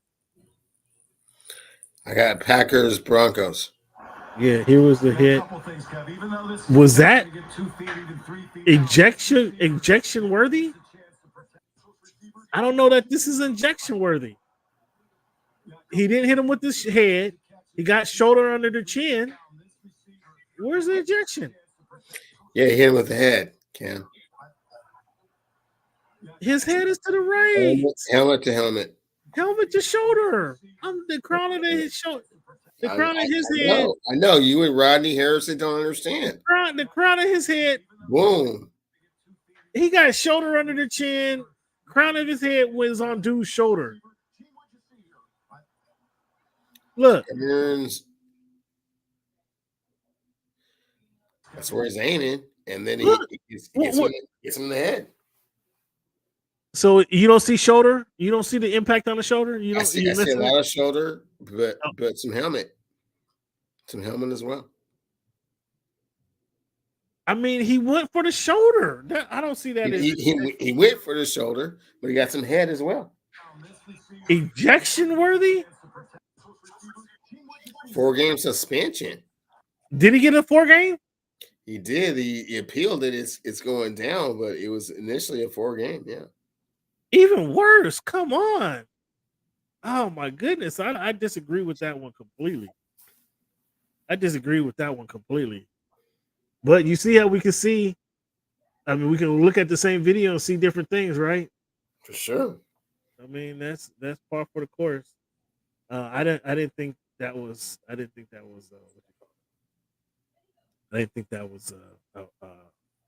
ejectionable offense. But okay, let me pull this up. Excuse me. Let's pull up our picks, Cleveland, so we can look at their picks and see how we did this week. I know you want to speed through this segment, I'm sure. But we got to give it to the people, man. Looking at this week, Cleveland. This is a tough week, man, for us both. I was under 50%, which is horrible for me, Cleveland. This is par for the course. Where you at? 30%? I mean, this is typical. This is when mid-season where I pull. And fans, let me just say, because I've done the research. Oh boy! But you got your forensic accountants on this one. 10 of the 13 favorites lost this week. So So you getting 4? You picking 4 out of 10 is because of what now? I mean, let's look at some of these games as we go through it. San Francisco didn't beat the Vikings. Okay. Yeah. The Miami and Philly? The Buffalo Bills didn't beat the New England Patriots. Okay. Yeah. You know what I'm saying? Tampa Bay lost to the Falcons. Detroit lost. The Green Bay Packers didn't beat the 1-5 Broncos. Okay. I mean, man, another talk. I mean, that game. Love, gee whiz, Jordan Love looks terrible. I mean, damn, the 1-5 Giants won a game. I mean, damn, the Chicago Bears, like you just mentioned, obliterated the Las Vegas Raiders, a team with Devontae Adams and Josh Jacobs on them, and a backup quarterback. Man, I can't be calling all these kind of weird, wild things. I'm not that clairvoyant, Cam. And we even get to how much you don't like the Pittsburgh Steelers and what they did. I mean, yeah, I don't know how they. I know. You know how the hell that happened, huh? The Rams. Yeah, you sure don't. The Rams. They got a gift call on the fourth on the. Okay, well, at any rate, like I said, 10 of the 13 favorites are not winning that week. So neither one of us. This might be beat myself up so much about it, Cam. This might be the first week that neither one of us got the pick point for picks against the spread. Neither one of us did. So it was a terrible week. Even for our confidence picks here. Geez, I got 2 out of 5. Yeah, 2 out of 5. How many of you guys the same 2 out of 5? And it was just happened to be the same teams. Different order. Just happened to be the same teams, but same teams that win, yeah. Just in I'll different orders. I'll take a little more confidence in the Hawks than I did. Okay, yeah. Um, the Eagles obviously my game of the week. The Ravens that was over quarter, and the Chiefs and Chargers ridiculous, stupid. Um, the Bucks versus the Bills. We both got the Bucks. What game? What do we have? Different. I got the Jaguars over the Steelers. Look at that. That's consistency, right? Minnesota over the Packers. I got the Giants. I'm going with Tyrod over the Jets. I'm going with Tyrod to get another W. I'm going with Gardner Minshew. I'm going to Gardner Minshew. That's probably the reason you're not taking the. You're going against the Colts because they got starting Gardner Minshew. I got Cleveland now. You talking all that crap about Myles Garrett. I want to see what you have to say about Myles Garrett next week. I want to know if you got anything to say about Myles Garrett next week because you talking big stuff about him this week. I want to know what you got to say about Myles next week. Okay. Yeah, we're gonna. Yeah, get to that bottom game now. You're gonna get a. You're gonna miss that bottom game. What game is that? We're getting there. Baltimore. We both got KC. Baltimore. The Chargers over the Bears. I mean the Bears. If the Chargers don't beat the Bears, man, there's gonna be a mutiny.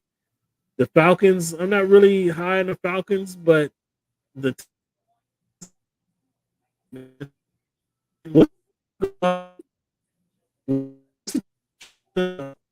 you trading for your boy Derrick Henry. Detroit. We both got Detroit, and I got the. Yeah, I got the Niners, man. The Niners. I don't see the Niners a legitimate Super Bowl contender when losing 3 in a row. That's kind of. I like Joe Burrow. I like they're on a bye week. They're coming back healthy. I like all that. All that sounds good, but I don't see the Niners at home losing 3 in a row. So I'm going with the Niners. Okay. What you just the Bengals on a bye? That's why you got. It's the East Coast team going west. It doesn't that fly a couple. Joe Burrow's healthy. Joe Burrow's healthy. Joe Burrow's healthy. He playing against the Brock Purdy does not have Deebo Samuel out there right now. You keep going with Deebo Samuel. What about? How the Minnesota Vikings beat him up? What about Warner and how the Cleveland Browns just hang around?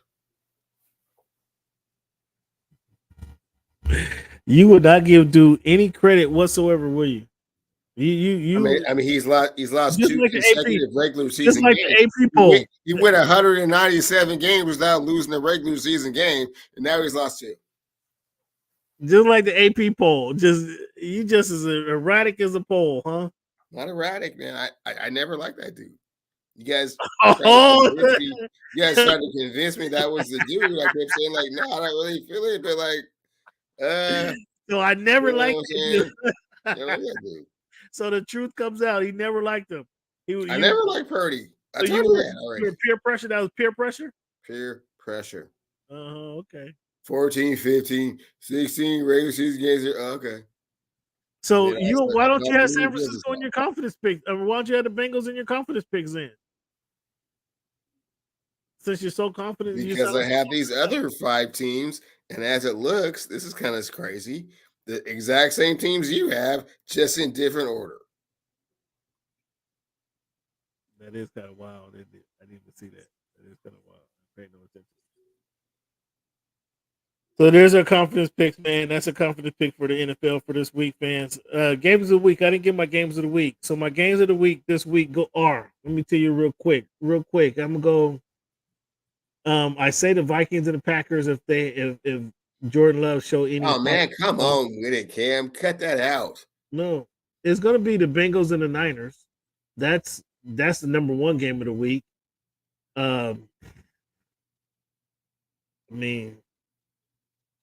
Dolphins and the Patriots. I don't even. That should be easy walk in the park right there.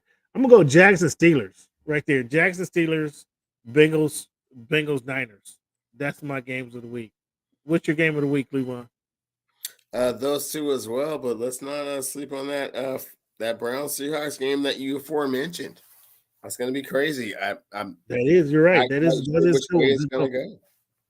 That is. I got Cleveland. I mean, I got Cleveland winning that game. Again, another East I Coast see team that. going I west. see that. I see Another that. East Coast team going west.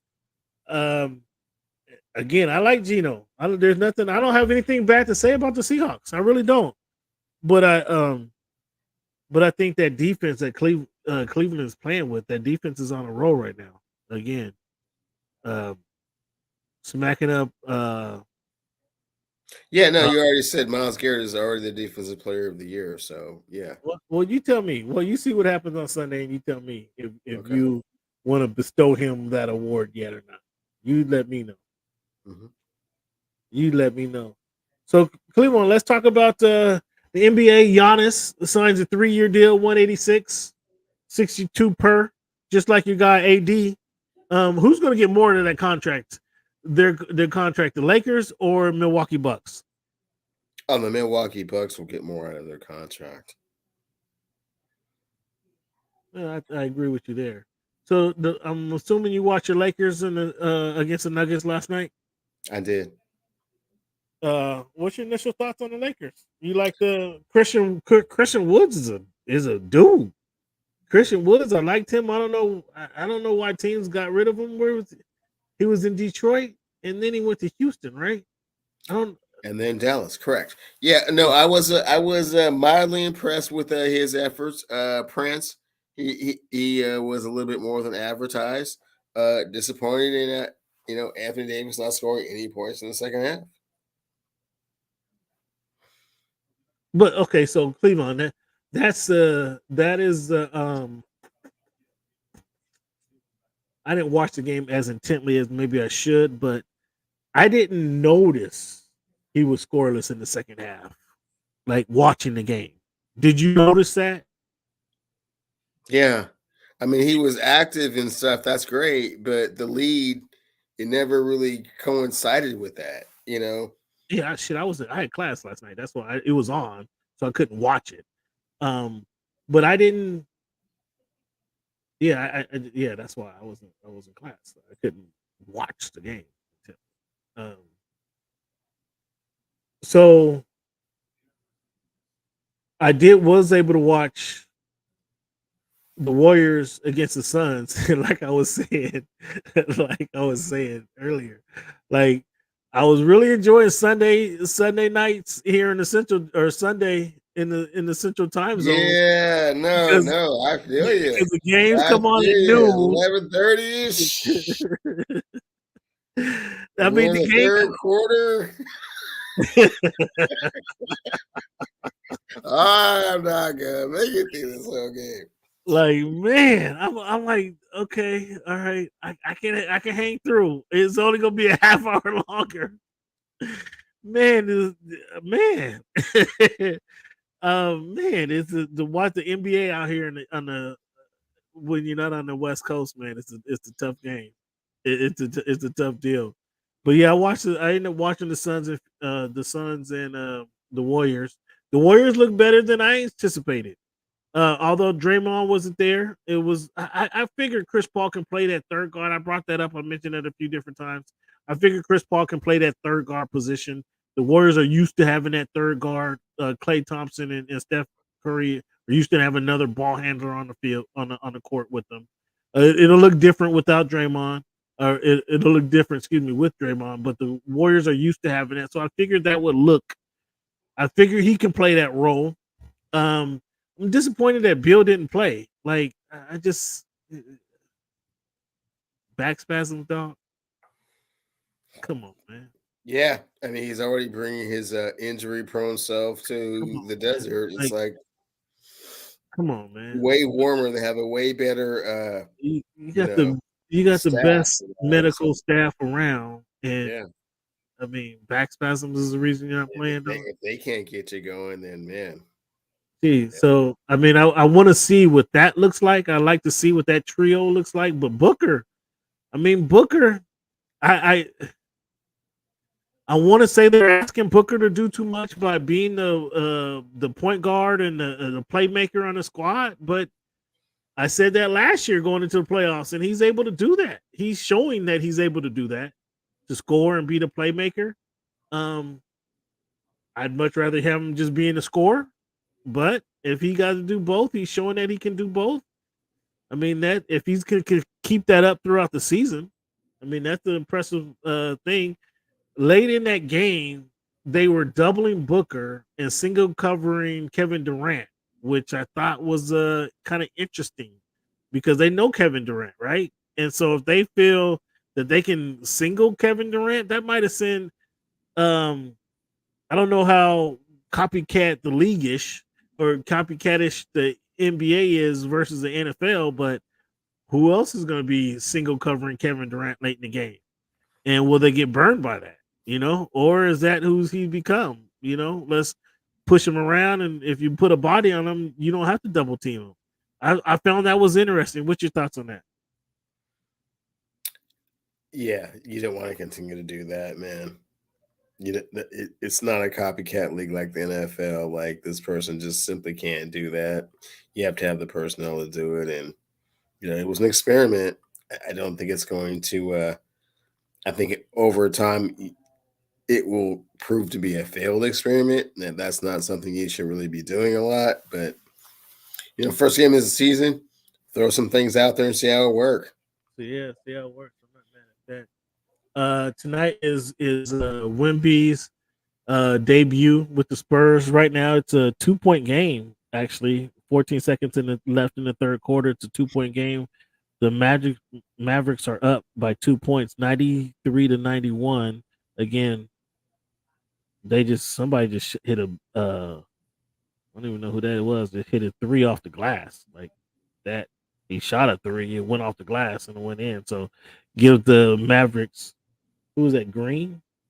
Give the Magic a 5-point lead going into the fourth quarter. Wemby, I don't know what his stats are. I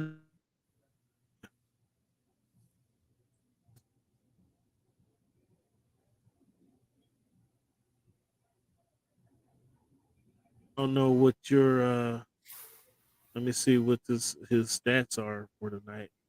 Did he go over or under this? Because that's what I had in Wembanyama. 15 minutes, 6 points, 2 for 4 tonight. So he's going under that. 6 points, 4 rebounds, and 2 blocks, 4 turnovers. 15 minutes. Is that what you said? 15 minutes, yeah. 15 minutes. Yeah, every time I look over at the TV, he's on the bench. So yeah, 15 minutes. So yeah, he ain't got. I mean, yeah, 15 minutes. Papa's introducing him slowly. You don't like that move, huh? You don't think Papa's treating him fairly or what? What's the deal? Go ahead, let it out. Pop's my guy now. Don't take it easy. I know, man. Come on, these are kitty gloves, man. Right. He's new to the. He's fresh over. Kitty gloves. He just got off the plane a month ago. There's kitty gloves and there's kitty gloves. He just got off the plane a month ago. The dude's 18 years old. Cut it out. What do you think? You think he's LeBron?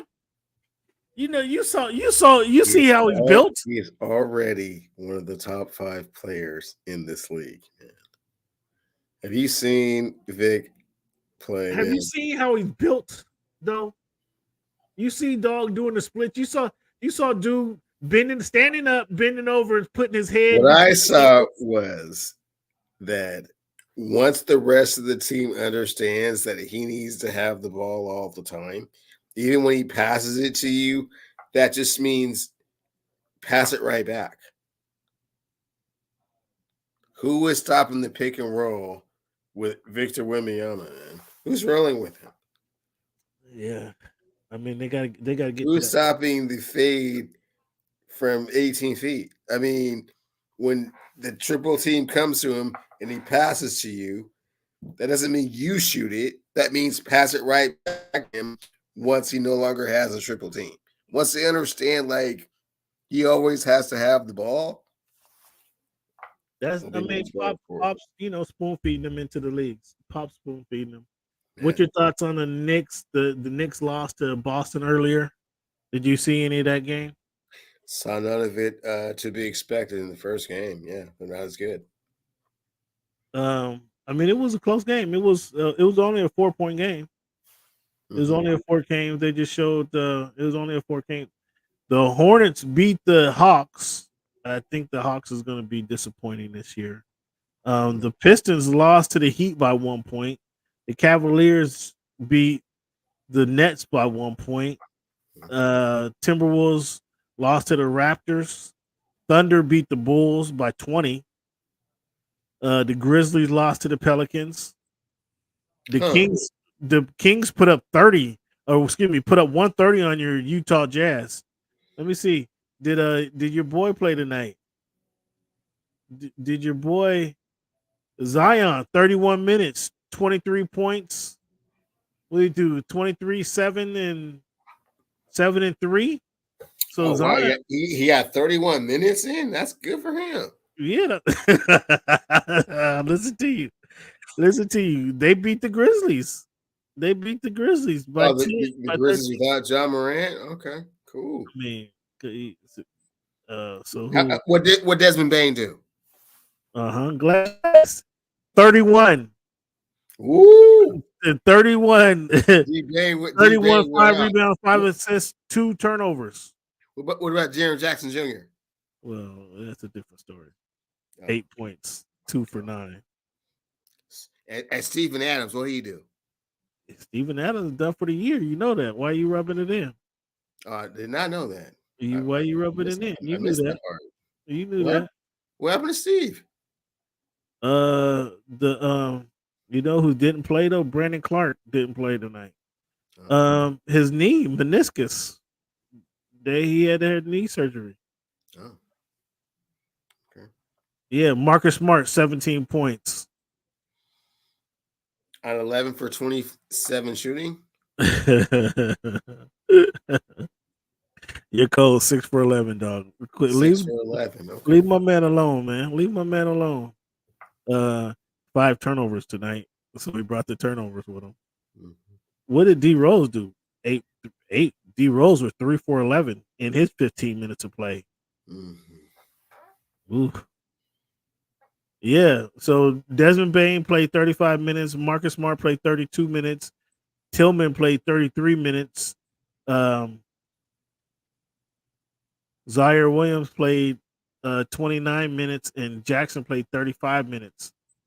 Yeah, so they're gonna be struggling out the gate apparently. D Rose didn't have a good game. I was surprised by that. But yeah, 130 for your boy or for your guys. My guys. I'm gonna say my guys. Sacramento Kings. 130 for them. Yeah, those are your guys. Those are my guys. Yeah. So De'Aaron Fox 18 points. Tell me he had 9 assists. No, he only had 6 assists tonight. Malik Monk had 10 points. Where's my guy Sabonis? 22 points. So yeah, they're ready to go. They're ready to go tonight. So we have to revisit, keep an eye on those guys. Mm-hmm. Again, fans, my top storylines. I'm gonna run them down. I said this a couple of weeks ago, and I was admonished by Pavi and Cleavon. My top storylines coming into the NBA season was the Bucks versus the Celtic race, was the Suns' development, was the Clippers' health. Can Denver defend their title? Looks like Denver's going to defend. They're comfortable again. I mean, after the first game of the season, it certainly looks that way. Can't Fortunately, there's 81 more games to go to kind of figure that out. The Trailblazers growth, Warriors and Chris Paul mix. Like I was saying earlier, they played without Draymond Green, but Chris Paul was able to assimilate on that team. LeBron and AD's health. LeBron, do you agree with this under 30 minutes per game? You agree with that idea? Absolutely. Do you really? Yeah. I mean, without him, they were minus 19. You still like that thinking, huh? Love it. Love it. That means your boy AD is gonna step up. Can AD step up and be that dude? Not sure. Question mark, question mark, question mark.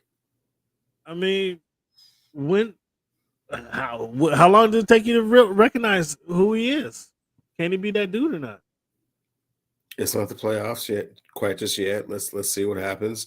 First and foremost, stay healthy. Don't fall on the ground too hard. Don't tie your shoes too tight, and don't open up the passenger side door, too abruptly. We don't need sprained wrists or anything like that. So stay healthy. Big Vic's debut. That was one of my storylines. Houston's growth and OKC's growth. Will we get a full season out of Zion? James in the Sixers saga. And then, as Cleveland wanted to touch on, he was excited to talk about is the Memphis Grizzlies, their storyline as well.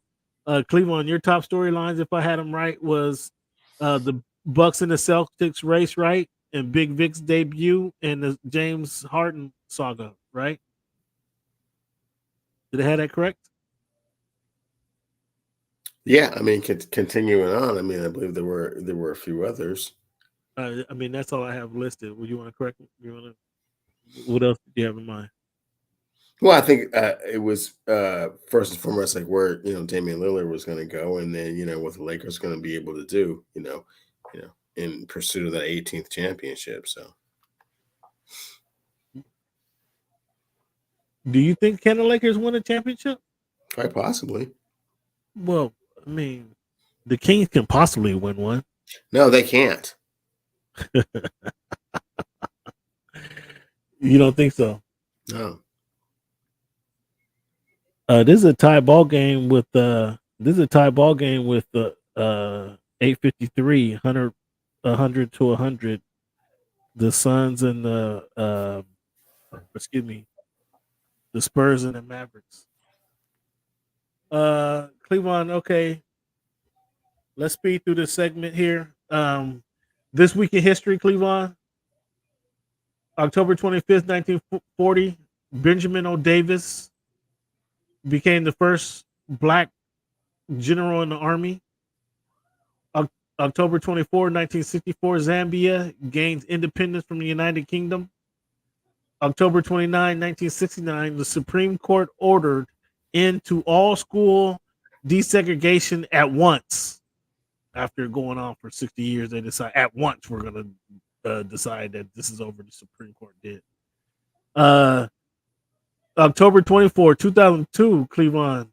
Where were you when John Allen Muhammad and his teenage son, Lee Boyd Malvo, was arrested in connection for the Washington area sniper attacks? Can't remember exactly where I was, but that was a wild thing that they were doing.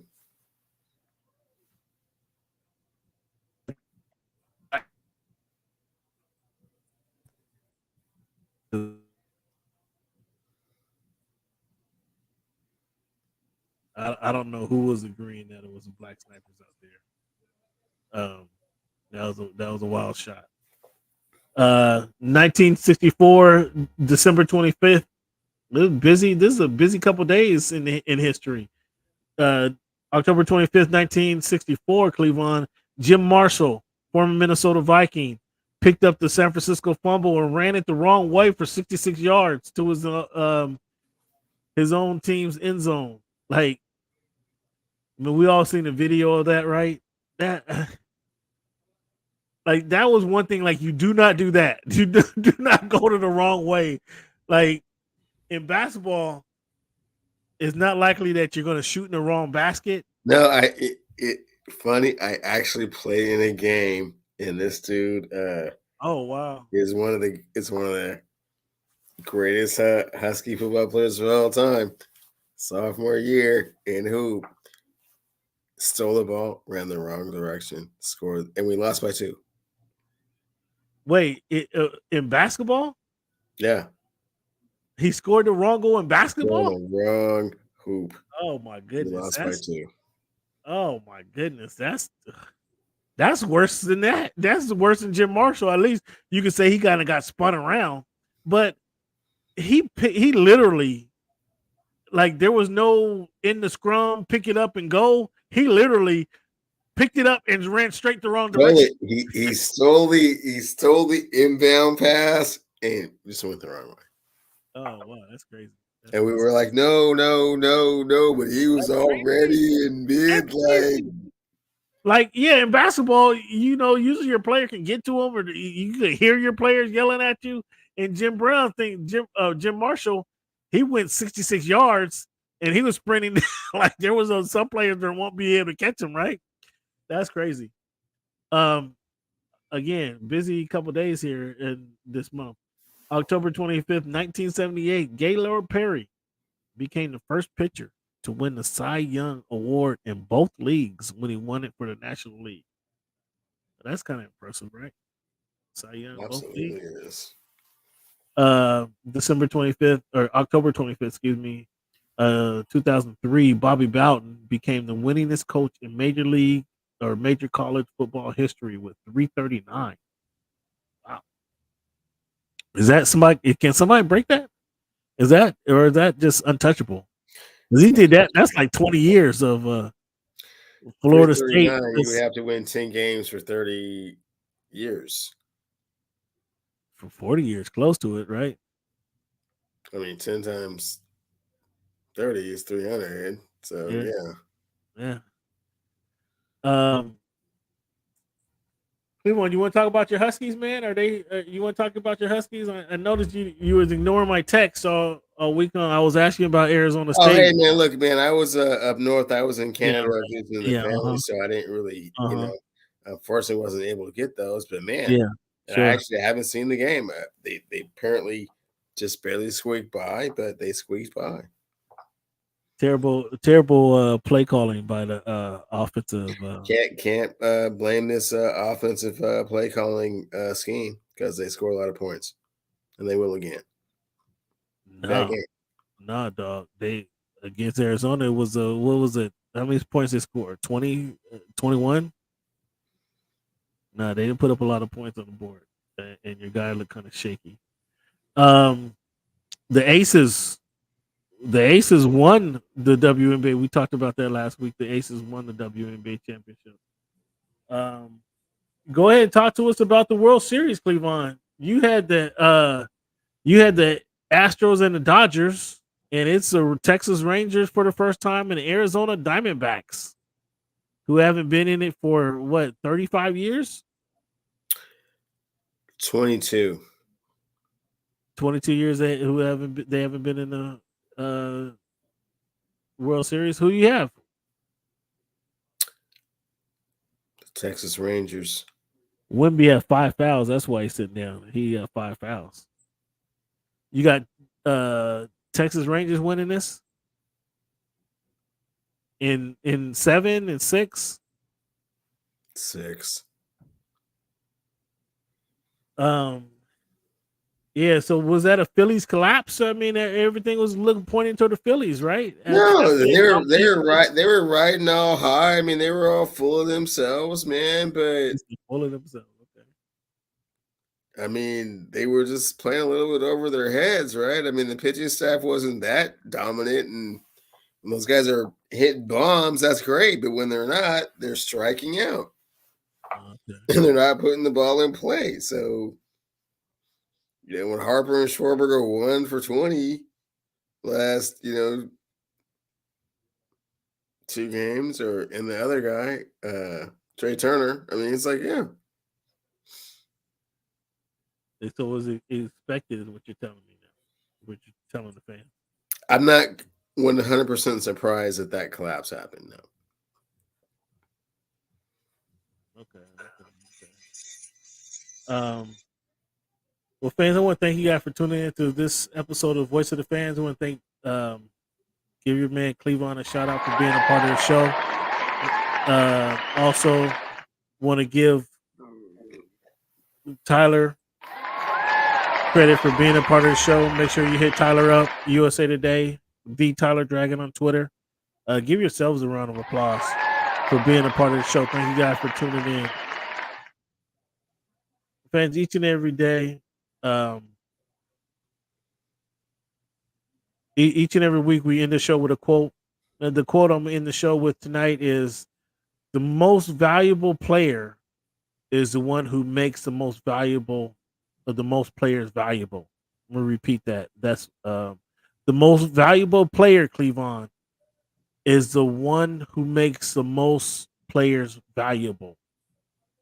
That's being a good teammate, doing your job as a teammate, and that's by Mr. Peyton Manning. Cleavon, I think I asked you this before. Is you don't like that one? Or you don't like, you hard on Peyton Manning? That's a good quote right there. The most valuable player is the one who makes the most players valuable. That's being a good teammate. You know what? That does make sense in football. I'm gonna ask you again. Are you still not on Peyton and Eli telecast? I'm gonna watch that one. You rather watch Buck and Troy, huh? Mm-hmm. No, I watch Peyton and Eli, man. Much better, much more amusing, fans. Let us know what you guys tune into. Which one you prefer, Peyton or Eli, or Troy and Buck? But again, fans, I want to thank you guys for tuning in to Voice of the Fans podcast. Again, give Cleveland a round of applause for hanging in there, sticking with us, being as consistent as he is. As always, fans, be on the lookout for voiceofthefans.org, the website. It's on its way. It's under production. Be on the lookout for it.